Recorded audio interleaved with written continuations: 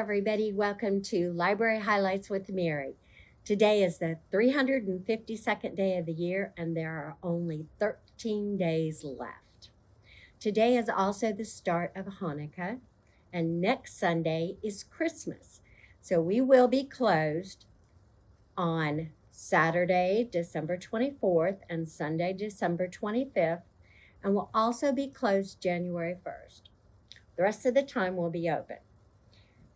Also, in the month of December, Hoopla has additional content, and they're letting you have 8 borrows this month. There will be another Achieve It in January, and there will be more information next time. Tomorrow, Santa is coming. He'll be here in the library in the children's department from 6:30 to 7:30, so be sure and come in and see him.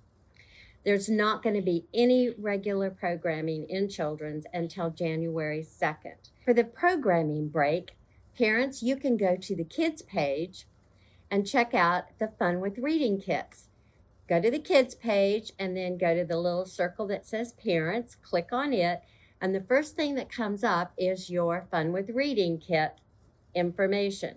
You can go there and fill out a form online, submit it, and then one of the staff members will fill it up with goodies, books, activity pages, crafts, things like that.